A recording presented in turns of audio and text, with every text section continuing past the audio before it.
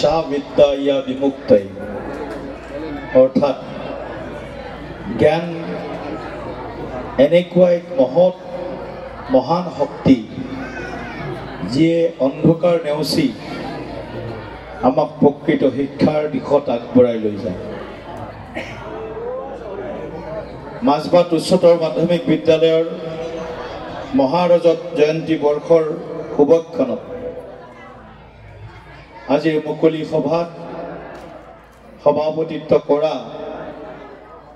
তথা উদযাপন সমিতিৰো সন্মানীয় সভাপতি,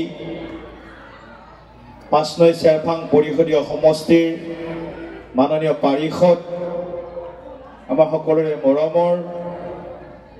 শ্ৰী দীপক কুমাৰ মোৰ ডাঙৰীয়া, আমাৰ আমন্ত্ৰণ ক্ৰমে অতি ব্যস্ততাৰ মাজতো আমাৰ এই বিদ্যালয়খনক, আমাৰ এই অঞ্চলটোক সাহস আৰু প্ৰেৰণা দিবলৈ মুখ্য অতিথি হিচাপে আমাৰ মাজত উপস্থিত হোৱা আমাৰ সকলোৰে শ্ৰদ্ধাৰ অসমৰ মাননীয় শিক্ষামন্ত্ৰী, যিজন ব্যক্তিয়ে বা যিজন যোগ্য ব্যক্তিয়ে অসম মন্ত্ৰীসভাত শিক্ষামন্ত্ৰী হিচাপে যোগ্য স্থান লাভ কৰিছে, তেনেকুৱা আমাৰ ডক্টৰ ৰণোজ পেগু ডাঙৰীয়া। বহুতে ভুল কৰে, ডক্টৰ বুলি কয়। তেওঁ PhD ডক্টৰ নহয়, তেওঁ ডাক্তৰ হয়। গতিকে ডাক্তৰে আমাৰ শিক্ষা ব্যৱস্থাটো কিছু সৰু সুৰা খুটি নাটি আছিল, ডাক্তৰে যেনেকৈ মানুহৰ বেমাৰ ভাল কৰে, তেনেকৈ শিক্ষা ব্যৱস্থাটোৰো কিছু খুটি নাটি ঠিক কৰাৰ কাৰণে অসমৰ মাননীয় মুখ্যমন্ত্ৰী ডক্টৰ হিমন্ত বিশ্ব শৰ্মা ডাঙৰীয়াই তেখেতক শিক্ষামন্ত্ৰীৰ দৰে এটা গুৰু দায়িত্ব, কেবিনেট মন্ত্ৰীৰ দায়িত্ব তেখেতৰ ওচৰত অৰ্পণ কৰিছে। মই মাননীয় ডক্টৰ ৰণোজ পেগু ডাঙৰীয়াক আন্তৰিকতাৰে আজিৰ এই মুকলি সভালৈ উষ্ম আদৰণি জ্ঞাপন কৰিছোঁ। আমাৰ মাজত উপস্থিত থকা মাজবাট সমষ্টিৰ মাননীয় বিধায়ক চৰণ বড়ো ডাঙৰীয়া, প্ৰাক্তন বিধায়ক ৰাকেশ্বৰ বড়ো ডাঙৰীয়া, আমাৰ মাজত উপস্থিত থকা আমাৰ জিলাৰ আয়ুক্ত ডাঙৰীয়া পুৰক পাটগিৰি ডাঙৰীয়া, আমাৰ মাজত উপস্থিত থকা আমাৰ জিতু কিষাণ ডাঙৰীয়া, আমাৰ ধৰ্মেশ্বৰ শৰ্মা ছাৰ, এই বিদ্যালয়ৰে প্ৰাক্তন অৱসৰপ্ৰাপ্ত শিক্ষক আৰু পৰিচালনা সমিতিৰো তেখেত সভাপতি হিচাপে কাৰ্যনিৰ্বাহ কৰিছিল। আমাৰ মাজত উপস্থিত থকা এই বিদ্যালয় পৰিচালনা সমিতিৰ সভাপতি তথা উদযাপন সমিতিৰো কাৰ্যকৰী সভাপতি ৰামকৰণ গৌ ডাঙৰীয়া প্ৰমুখ্যে আজিৰ এই সভাত উপস্থিত জিলাৰ অতিৰিক্ত আয়ুক্ত ডাঙৰীয়া আৰু অন্যান্য বিশিষ্ট আমন্ত্ৰিত ব্যক্তিসকল, সন্মুখত আসন গ্ৰহণ কৰা শ্ৰদ্ধাৰ আমাৰ শৈক্ষিক পৰিয়াল, সামাজিক পৰিয়াল, সাংস্কৃতিক পৰিয়াল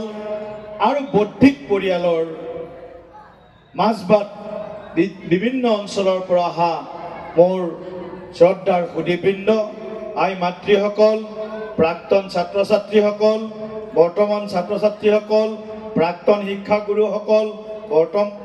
বৰ্তমানৰ শিক্ষাগুৰুসকল, সকলোকে মই আজিৰ শুভক্ষণত মোৰ ফালৰ পৰা আন্তৰিক শুভেচ্ছা জ্ঞাপন কৰিছোঁ। আৰু পোনপ্ৰথমে মই মাজবাট অঞ্চলৰ অতি পুৰণি শিক্ষাৰ উৎকৃষ্ট কেন্দ্ৰ হিচাপে যিখন বিদ্যালয়ে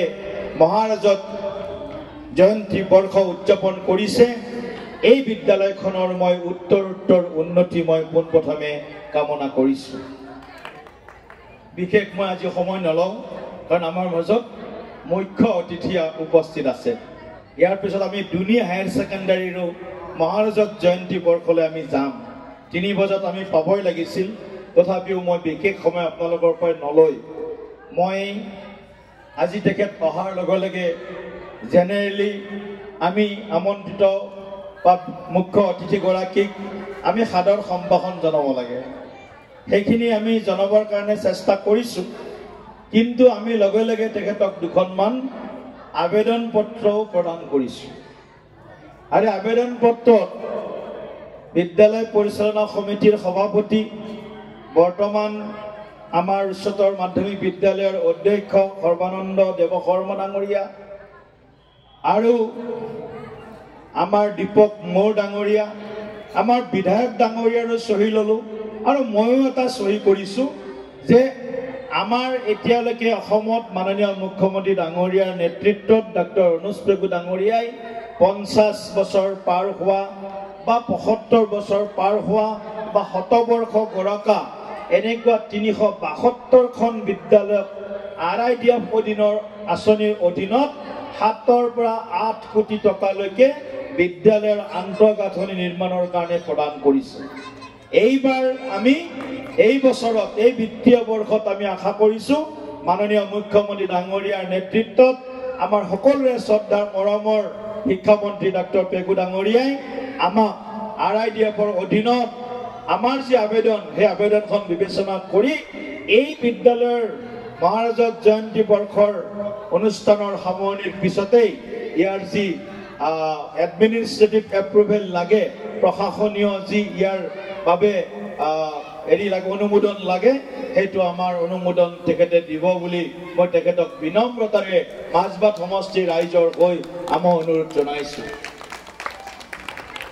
আৰু এটা অনুৰোধ তেখেতক জনাইছোঁ যে মাজবাট কলেজত আমাৰ বিজ্ঞান শাখা নাই আমি বিজ্ঞান শাখাৰ কাৰণে আমাৰ এইফালে একেবাৰে ওচৰৰ বিদ্যালয়খন হ'ল ঢেকিয়াজুলিত থকা আমাৰ এলু ঠিক না এইখন মহাবিদ্যালয় গতিকে সায়েন্স ষ্ট্ৰীমটো মাজবাট মহাবিদ্যালয়ত নতুনকৈ অন্তৰ্ভুক্ত কৰাৰ কাৰণেও মাননীয় শিক্ষামন্ত্ৰী ডাঙৰীয়াক মই মাজবাটবাসী ৰাইজৰ হৈ মই টানি অনুৰোধ জনাইছোঁ আৰু বেলেগ নকওঁ সকলোকে মই এটা কথাই মই যেতিয়া 2বাৰ 3বাৰ মই এই বিদ্যালয়খনৰ এই উদযাপনৰ সভাবিলাকত উপস্থিত আছিলোঁ কেৱল চৰকাৰৰ প্ৰতি আস্থা ৰাখক চৰকাৰে কৰিব কিন্তু এই বিদ্যালয়খনৰ পৰা এতিয়ালৈকে হয়তো 75টা ছাত্ৰ ছাত্ৰীৰ বেটছ ইয়াৰ পৰা অধ্যয়ন কৰি বিভিন্ন ক্ষেত্ৰত প্ৰতিষ্ঠা লাভ কৰিলে মই ভাবোঁ যিকেইটা বেটছ ভালকৈ ইয়াৰ পৰা পাছ কৰি গৈছে প্ৰতিষ্ঠিত হৈছে কোনোবাই হয়তো পঢ়া ল'ৰা ছোৱালীয়েও অৱসৰ ল'লে চাকৰি কৰি তেনেকুৱা ভাল ভাল বেটছ কিছুমানে এই বিদ্যালয়খনৰ আন্তঃগাঁথনিৰ কাৰণে এটা যদি অকমান আন্তঃগাঁথনি নিৰ্মাণত সহায় কৰে মই ভাবোঁ চৰকাৰৰ কেৱল মুখাপেক্ষী হৈ নাথাকি আমিও এই বিদ্যালয়খনৰ প্ৰতি থকা দায়িত্ব কৰ্তব্য আমি সম্পাদন কৰিব পাৰোঁ ইতিমধ্যে কিছু ছাত্ৰ ছাত্ৰীয়ে উদযাপন সমিতিত সহযোগিতা আগবঢ়াইছে মই তেখেতসকলক ধন্যবাদ দিছোঁ যিসকলে মনত ভাবি আছে ময়ো কিবা এটা কৰিব লাগে আমিও কিবা এটা কৰিব লাগে তেখেতসকলকো মই বিনম্ৰতাৰে অনুৰোধ জনাইছোঁ আপোনালোকে আগবাঢ়ি আহি এই মাজবাটৰ অতি পুৰণি শিক্ষাৰ উৎকৃষ্ট কেন্দ্ৰ মাজবাট সদৰ মাধ্যমিক বিদ্যালয়খনৰ সৰ্বাংগীন উন্নতিৰ হকে আপোনালোকে যি পাৰে ইমানখিনি যোগদান আপোনালোকে আগন্তুক দিনত কৰিব এইখিনি কথাৰে মই অসমৰ শিক্ষামন্ত্ৰী ডাঙৰীয়াক বিশেষভাৱে ধন্যবাদ জনাইছোঁ মাজবাট অঞ্চল চাহ বাগিচা অধ্যুষিত অঞ্চল অসমত প্ৰথমখন চৰকাৰ ডক্টৰ হিমন্ত বিশ্ব শৰ্মা ডাঙৰীয়াৰ যিখন চৰকাৰে এতিয়ালৈকে চাহ বাগিচা অঞ্চলত 116খন বিদ্যালয় প্ৰতিষ্ঠা কৰি এক নজিৰ সৃষ্টি কৰিছে ইতিহাস সৃষ্টি কৰিছে শিক্ষাৰ মানদণ্ড উন্নত কৰিছে আৰু শিক্ষাৰ অধিকাৰক মৌলিক অধিকাৰ বুলি আমি যিটো জানো তাক বাস্তৱ অৰ্থত ৰূপায়ণ কৰিছে নৰেন্দ্ৰ মোদী ডাঙৰীয়াই নতুন শিক্ষা নীতি নিউ এডুকেশ্যন পলিচি 2020 জৰিয়তে ভাৰতবৰ্ষৰ শিক্ষা ব্যৱস্থাটোত এক আমূলচূল পৰিৱৰ্তন অনাৰ প্ৰয়াস কৰিছে মাতৃভাষাৰ মাধ্যমত শিক্ষা প্ৰদান কেৱল আৰ্টছ কমাৰ্চ আৰ্টছ বিষয়তে সীমাবদ্ধ নাথাকি বিজ্ঞান ব্যৱসায়িক যি শিক্ষা কমাৰ্চ উদ্যোগ বাণিজ্যৰ যি শিক্ষা বা ইঞ্জিনিয়াৰিং মেডিকেল কলেজৰ যি শিক্ষা বা IIT IIMৰ যি শিক্ষা সেই শিক্ষাটো মাতৃভাষাৰ জৰিয়তে দিয়াৰ এক বিশেষ পদক্ষেপ গ্ৰহণ কৰিছে যাৰ কাৰণে আজি আমি সকলোৱে নিজৰ মাতৃভাষাক লৈ গৌৰৱ কৰিব পাৰো নিজৰ মাতৃভাষাক আমি বিশ্ব দৰবাৰত প্ৰতিষ্ঠা কৰিব পাৰো এনে ধৰণৰ বহু পদক্ষেপ যি পদক্ষেপে আমাৰ ভাৰতবৰ্ষৰ যি আমাৰ প্ৰাচীন আৰু আটাইতকৈ বিজ্ঞানসন্মত যি শিক্ষা পদ্ধতি এই শিক্ষা পদ্ধতিক আজি বিশ্বস্তৰীয় বিশ্ব মানদণ্ডৰ এই শিক্ষা ব্যৱস্থালৈ ৰূপান্তৰ কৰাৰ কাৰণে প্ৰয়াস কৰিছে গতিকে মুখ্যমন্ত্ৰী ডাঙৰীয়া প্ৰধানমন্ত্ৰী ডাঙৰীয়া শিক্ষামন্ত্ৰী ডাঙৰীয়া BTCৰ প্ৰধান প্ৰমোদ বড়োৰ নাম নকলে মোৰ হয়তো ইয়াত ভুল হ'ব প্ৰমোদ বড়ো ডাঙৰীয়া নেতৃত্বত BTCত শিক্ষা ব্যৱস্থাৰ উত্তৰণৰ কাৰণে বিশেষ ব্যৱস্থা লৈছে শিক্ষক নিযুক্তি নাছিল শিক্ষক নিযুক্তি আৰম্ভ হ'ল বিভিন্ন আমাৰ যি সুপাৰ ভৰ্তিৰ পৰা আৰম্ভ কৰি প্ৰতিযোগিতামূলক পৰীক্ষাত আমাৰ BTCৰ ল'ৰা ছোৱালীবিলাক যাতে সহজতে তেওঁলোকক প্ৰশিক্ষণ দি তেওঁলোকক ভাল প্ৰশাসনিক বিষয়া হিচাপে IAS IPS ডক্টৰ ইঞ্জিনিয়াৰ কৰিব পাৰো তাৰ কাৰণে BTCৰ প্ৰশাসনৰ পৰা বিভিন্ন ধৰণৰ চেষ্টা চলিছে গতিকে প্ৰমোদ বড়ো ডাঙৰীয়াক মই ধন্যবাদ জ্ঞাপন কৰি সকলোকে আকৌ এবাৰ মই শুভেচ্ছা জ্ঞাপন কৰিছো আৰু বিশেষকৈ দীপক মোৰ ডাঙৰীয়া উদযাপন সমিতিৰ সভাপতি হিচাপে বহুত কষ্ট কৰিলে সকলো বিষয়ববীয়ে কষ্ট কৰিলে আৰু কষ্টৰ পৰিণাম আজি মিঠা যেন আমাৰ অনুভূতি হৈছে আমাৰ শিক্ষামন্ত্ৰী ডাঙৰীয়া আমাৰ সন্মুখত আমি পাইছো মুখ্যমন্ত্ৰী ডাঙৰীয়াই বাৰ্তা দিছে সেই বাৰ্তাটো আমি ইতিমধ্যে আপোনালোকক দিছো নিৰ্বাচনী কাম-কাজ চলি আছে আপোনালোকে জানে গতিকে নিৰ্বাচনী কাম-কাজৰ কাৰণে তেখেত আহিব নোৱাৰিলে কিন্তু মুখ্যমন্ত্ৰী ডাঙৰীয়া এটা কথা কৈছে যে ডক্টৰ অনুজ পেগুৰ জৰিয়তে মাজবাট অঞ্চলৰ শৈক্ষিক সামাজিক অন্য যি সমস্যা আছে এই সমাধানৰ কাৰণে মই আগন্তুক দিনত যিমান পাৰো সিমান পদক্ষেপ বা চেষ্টা কৰিম সেই বাৰ্তাটো আজি মুখ্যমন্ত্ৰী ডাঙৰীয়াই আজি আপোনালোকলৈ প্ৰেৰণ কৰিছে গতিকে কথাৰে মই মোৰ বক্তব্য সামৰণি কৰিছো ধন্যবাদ জয়তু মাজবাট উচ্চতৰ মাধ্যমিক বিদ্যালয় ধন্যবাদ